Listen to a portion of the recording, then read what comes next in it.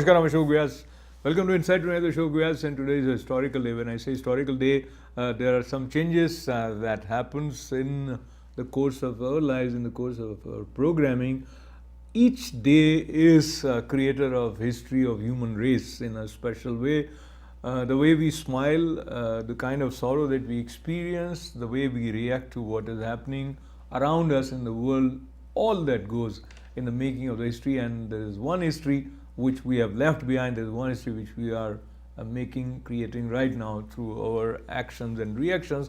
But when we look at India and we look at 1947, everyone remembers the pain that millions of people are still feeling in their heart, which relates to partition.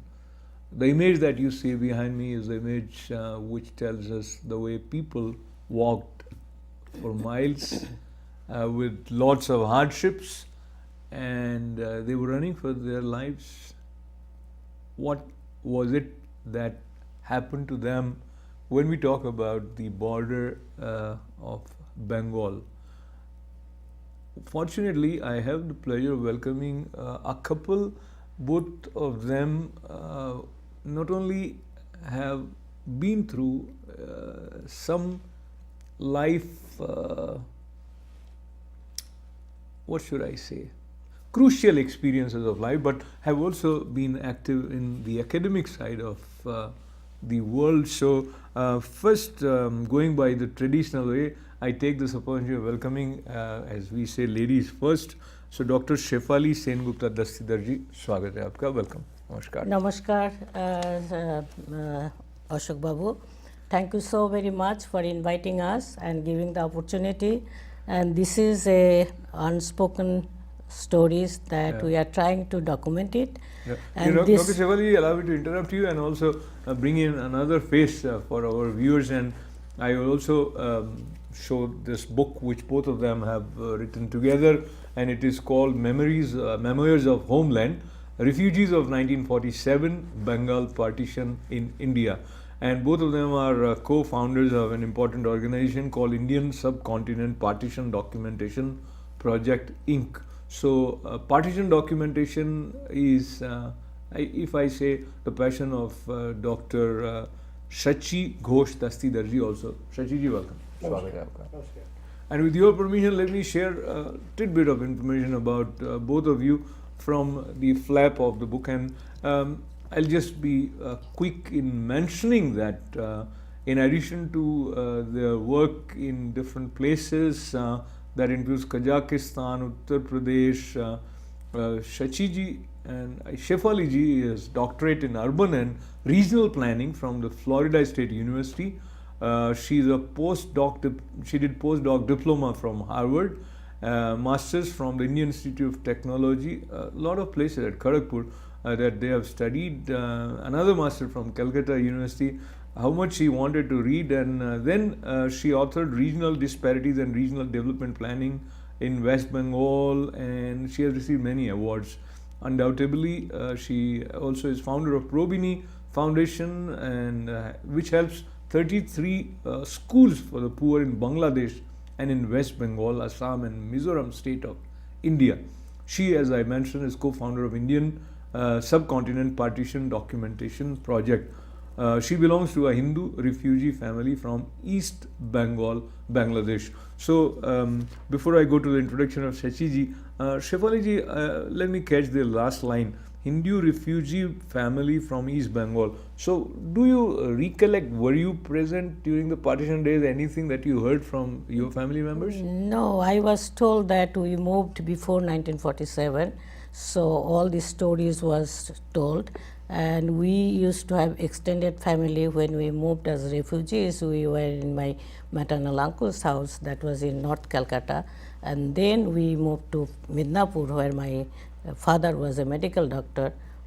Before that he was in the army, but he was in Midnapur villages. So we were raised by our oldest sister.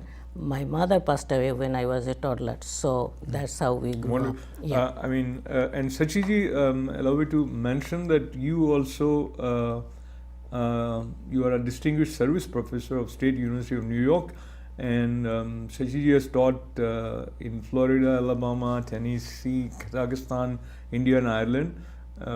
You have also worked as an elected representative at New York School District, doctorate and master's in planning and bachelor's in architecture, author of 11 books. And he's a senior Fulbright awardee with Distinguished Service Professor Award among many awards. And as I mentioned, you co-founded ISPAD. So now Partition Documentation Project. Absolutely. So now, what do you think brings you again to reference of partition, and what is, if I may ask, is the relevance of memoirs of homeland refugees of 1947 Bengal Partition in India? Yeah. So as you know, in India, we have a taboo of discussing partition and the victims of partition, what happened to the families. My family, where they lived for at least 450 years before they were driven out after anti-Hindu pogrom in Bangladesh, I went to my own home where they had lived for hundreds of years, and first couldn't enter the home because somebody else had moved in, but they were nice enough to allow us to go. I also visited my wife's ancestral home, maternal ancestral home, from where they fled. It is to be called headmaster's home because they were headmaster for generations before they had to flee when the attacks came. So I also visited my maternal grandparents' home. And that's when I also realized that we may be the only people on earth who never realizes their past history. If you're in New York, if you go around New York, there are dozens of Holocaust museums, Jewish museum, African American museum, slave museum, Korean, Armenian museum, Irish museum, to preserve the history of their partition and the families, what happened. But I didn't see any place where we could save those histories.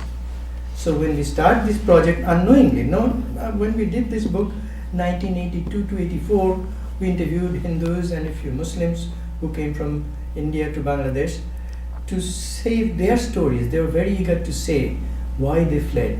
They didn't want to flee, but they were forced to go. So that is a very wide...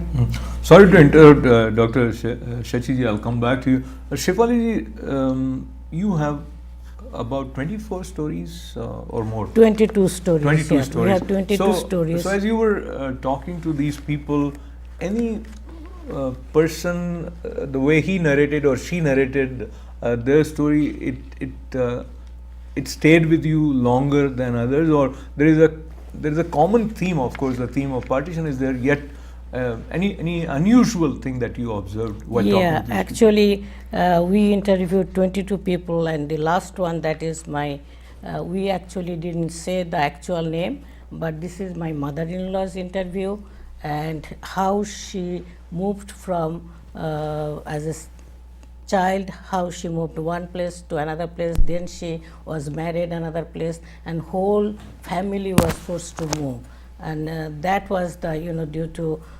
regional location was totally different. Within Bangladesh, she moved from another city to another village. So how she went through it, and her father was actually a freedom fighter, and mother too, and they were imprisoned. So those are the stories I learned gradually.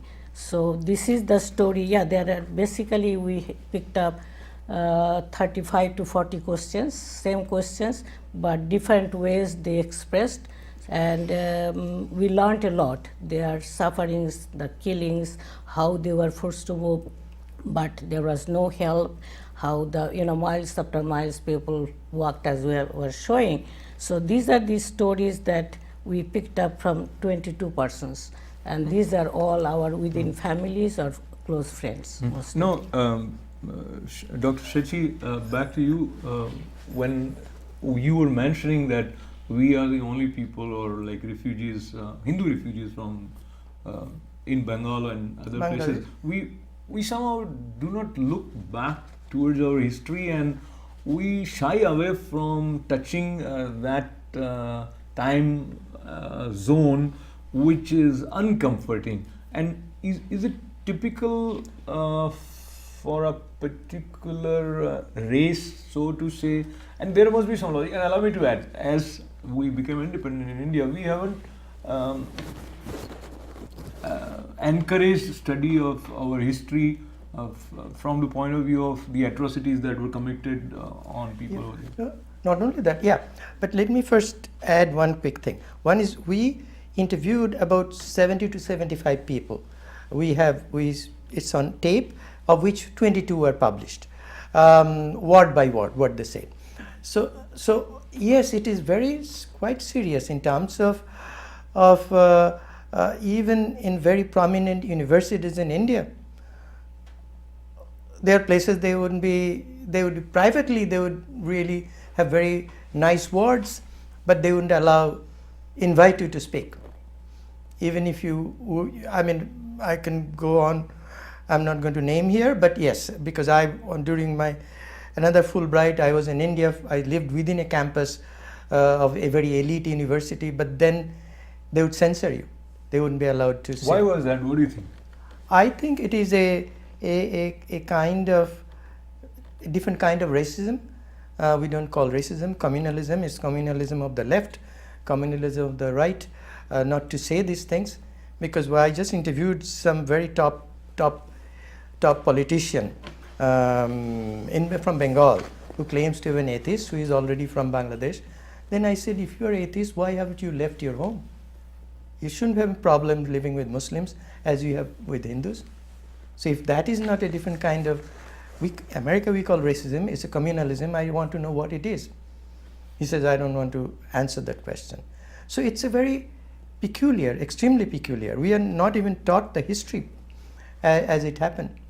Okay, so Shefali, what do you think is the important lesson for contemporary society or the next generation from the memoir that you have here, Refugees of 1947, Bengal Partition? Anything that stands out that one should be aware of it, or how do you look at it from their point of view? Yes, because second generation is totally ignorant of what happened. So, but this Indian subcontinent partition documentation project is actually, my son is the coordinator and he is the second generation. We are trying to bring the second generation, but it's very difficult, especially to get the interview and to get involved. But we have some people, the second generation, who are actively involved, and they are eager to associate with us. But second generation. Sorry. I just want you to also share the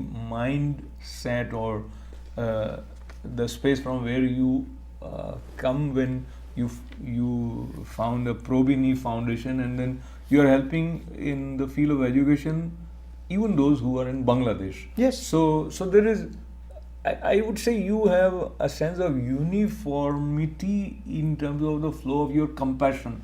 So partition is a painful thing, yet you connect in a positive way with Bangladesh. Sure. Of course, I fully claim I'm an American, I'm an Indian, I'm an Bangladeshi. I do not want to give up my rights to the ancestral place where people have, my history goes back over 1,000 years. Identity we have many identities. But true, I mean, when I went to help, my wife and children were there, there are places we didn't have, any towns we didn't have a place to stay, but we survived. But we found there in Bangladesh, Hindus as well as Muslims came forward with open arms to help us. But Hindus took us more closely because they are so persecuted.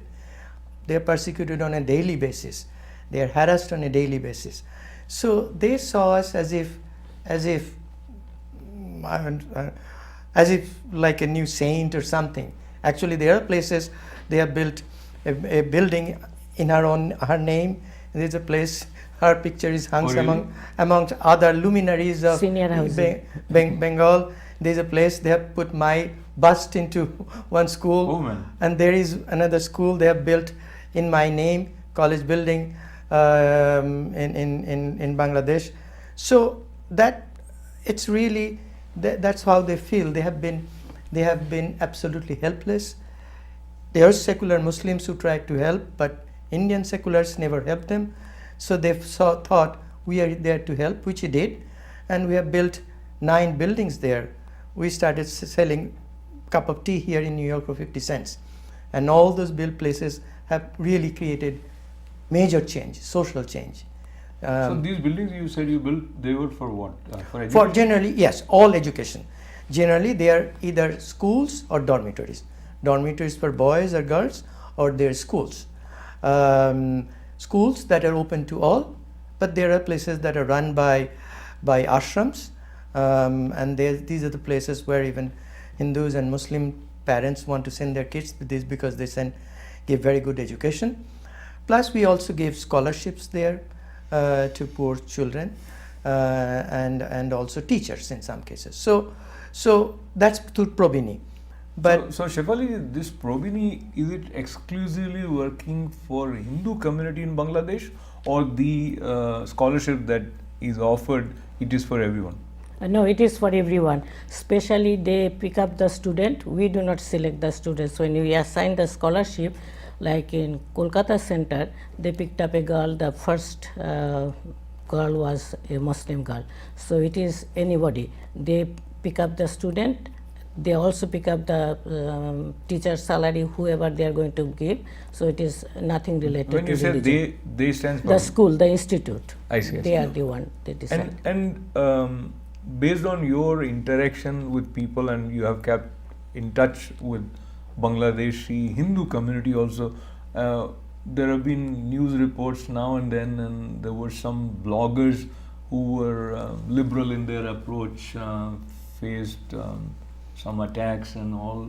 So overall, do you see any change as far as the life of Hindus in Bangladesh is concerned?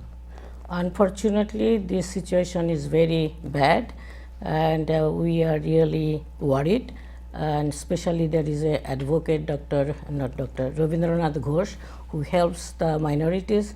Recently, they totally destroyed his house, and those are the things that are still going on. They are killing, they are destroying, they call land grabbing. They are still threatening the Hindus to leave, and that's why the Hindus are still scared. So the situation is not that good.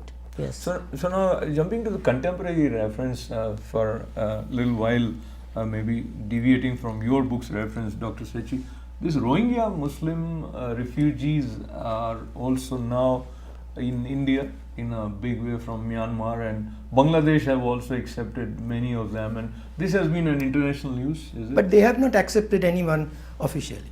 No, not one. So given them shelter. I mean, they came in, but they are sheltered, and they are but also these are mostly, we hear about Rohingya Muslims who from Chittagong areas who have gone and settled there, and they have been pushed back. But these Rohingyas, by the way, have murdered Hindus. 99 Hindus were murdered, and it was documented by Amnesty International, Rohingya Muslims. So and they have come and settled in some areas of West Bengal, which Mamata Banerjee government is not evicting them. She is failing her own government. So it is a serious, true. I mean, Rohingya should go back, but then Bangladesh should also ask people like us to go back to their home. We have 30 million or more Bangladeshis in India, including people like us, second generation North. We have not heard even a single sentence in Bangladesh saying that we should go, they should invite us to back. Right.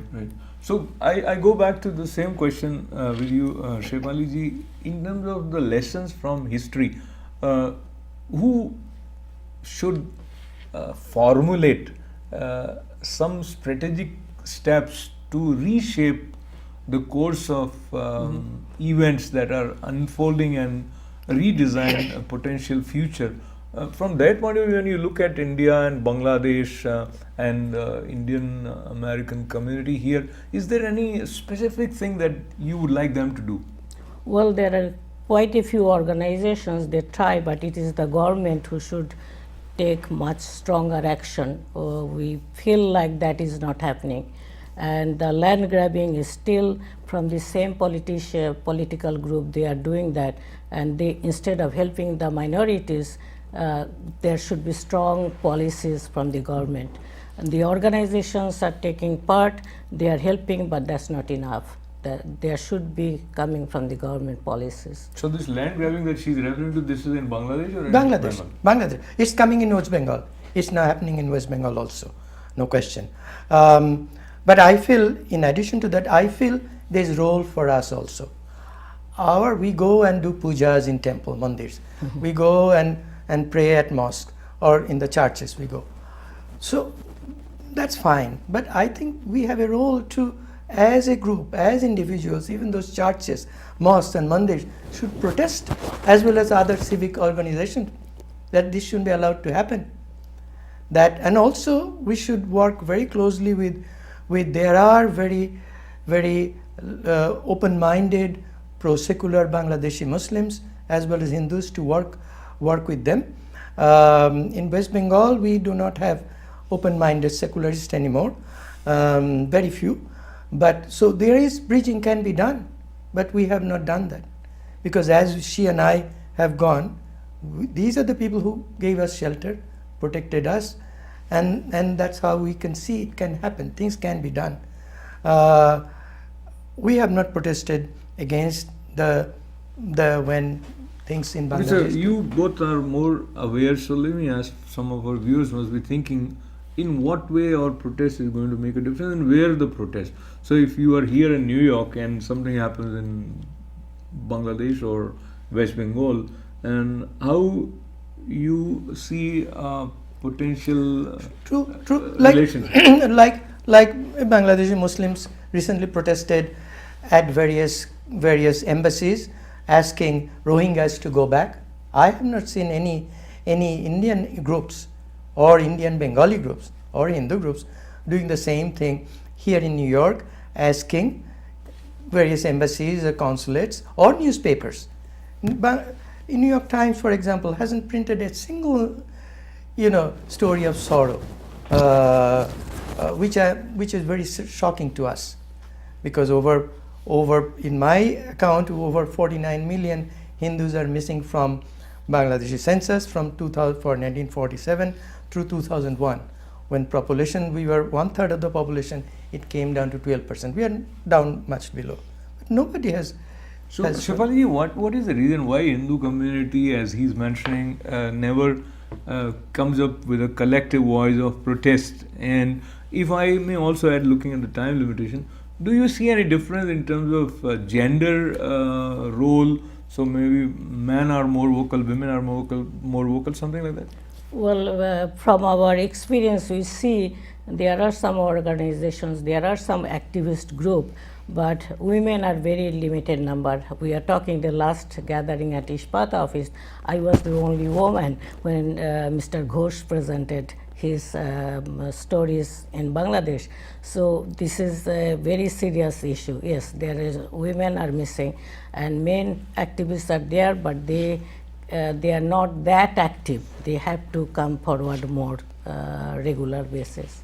So somehow time moves very fast, and very soon we'll be saying thanks to you for joining us. But I know there might be someone out there who have experienced something similar what we are talking about. If they want to get in touch with you, what is the best way, and why should they think that it is important for them to work with this partition documentation project and share their story? Sure. So first of all, I would like to appeal to your viewers, if they know of anybody who crossed the border not in 47 but even afterwards, even yesterday, because of pressure, whether from Bangladesh to India, Pakistan to India, or from India to other places, we like to hear them. We would like to tape their stories, because if they go to YouTube, we have a channel there, Ishpat ISPAD 1947. We have over 200 interviews. I like to hear from them.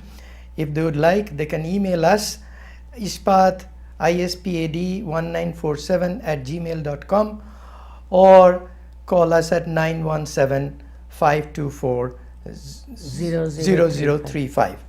So send us. We would love to hear from you, because other thing is, unless they hear from them, people would never know that they existed there.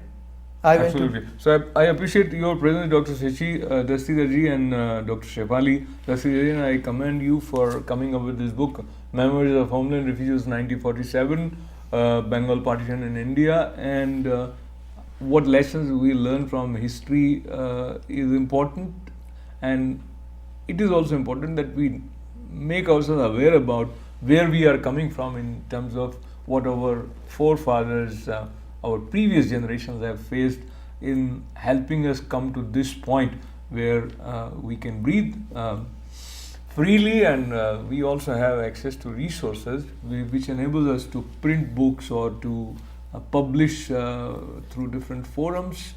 And life is all about learning, and learning involves looking back and moving forward. In that direction, I appreciate the help that you have extended for the community. Shefali ji and Shachida. Namaskar for inviting us. Thank you. Thanking them and thanking all of you with lots of good wishes. This is Ashok Vyas.